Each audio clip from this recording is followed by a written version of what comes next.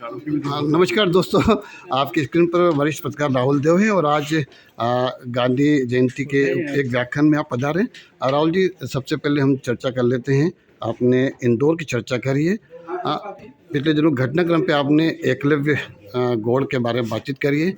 पूरे घटनाक्रम को आप कैसे देखते हैं? जितना मुझे पता चला है पढ़कर और देखकर चैनलों से जी उनसे, तो मैंने आज ऐसी बात कर ही दी है कि मैं कैसे देखता हूँ। ये बहुत ही दुर्भाग्यपूर्ण है और मुझे नहीं मालूम कि एकलव्य जी को इसका एहसास है कि नहीं कि वो इंदौर में और इंदौर के प्रमुख पुराने बाज़ार में, शीतला माता बाज़ार में जी एक बार फिर से उन्होंने इस आदेश या इस चेतावनी, जिसको वो अनुरोध भी कह रहे हैं शायद, उसके बाद उन्होंने एक विभाजन की नींव रखी। ऐसे ही भावनाओं ने भारत का विभाजन कराया था। जी मैं उनसे बहुत विनम्रता से अनुरोध करूँगा कि थोड़ा इस पर गहराई से सोचें।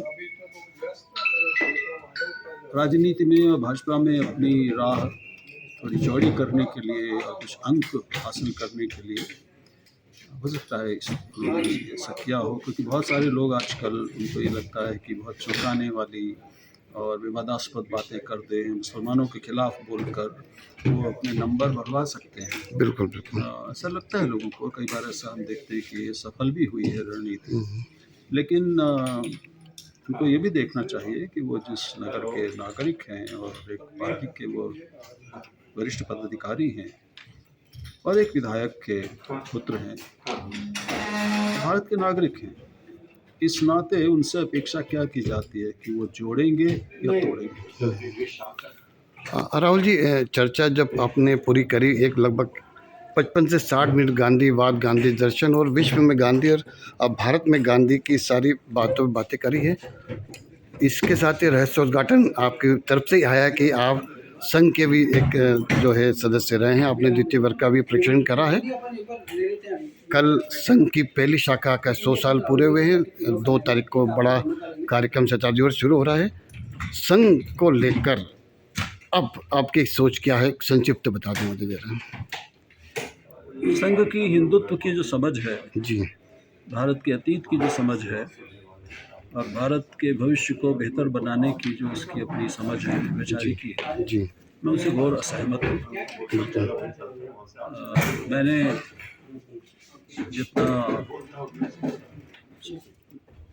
लंबे समय तक स्वयंसेवक रहने के बाद, 2 वर्ष प्रशिक्षित स्वयंसेवक रहने के बाद धीरे धीरे ये, चूँकि बाकी चीज़ें भी पढ़ने का शौक़ था मुझे, तो उस स्वाध्याय ने, और उसके बाद गांधी मिल गए, उसके बाद कृष्णमूर्ति दार्शनिक हैं वो मिल गए, और अपने स्वाध्याय अब कहूँगा कि अंत में ईश्वर की कृपा, इसने मुझे एक नई समझ दी, नई दृष्टि दी इन चीज़ों को देखने की। और मैं समझता हूँ कि केवल हिंदुओं की बात करके भारत को आगे नहीं बढ़ाया जा सकता। केवल हिंदुओं का संगठन करके भारत को आगे नहीं बढ़ाया जा सकता, क्योंकि केवल हिंदुओं का संगठन अहिंदुओं के लिए समस्या बन जाता है। एक दूसरों को बाहर रखने वाली, उनका अपवर्जन करने वाली, यानी एक्सक्लूड करने वाली जो वैचारिकी है, इससे भारत आगे नहीं बढ़ सकता, सिर्फ इसलिए कि भारत में अकेले हिंदू नहीं रहते और केवल एक वर्ग की चिंता करके, उसको संगठित करके और दूसरे को वर्ग की बात ही ना करके, या करके तो नकारात्मक ढंग से, भारत में शांति ही कायम नहीं रह सकती। और एक अशांत भारत, आपस में युद्धरत भारत, एक दूसरे पर संदेह करता हुआ भारत, एक दूसरे से लड़ता हुआ भारत, वो आगे कैसे बढ़ेगा? बिल्कुल हम आगे देख रहे जी हैं, जी हम देख रहे हैं कि आज देश में जिन मुद्दों पर चर्चा होनी चाहिए, उनकी बजाय लोगों का, पूरे देश का ध्यान किन चीज़ों पे लगाया जा रहा है, किधर उसको बहकाया जा रहा है। बिल्कुल, आज आपने ज़िक्र करा गांधी जी होते तो कहाँ जाते? क्या गांधी जी लेह जाते? आज की तारीख में होते तो सोनम वांगचुक से मिलते, क्या बात करते?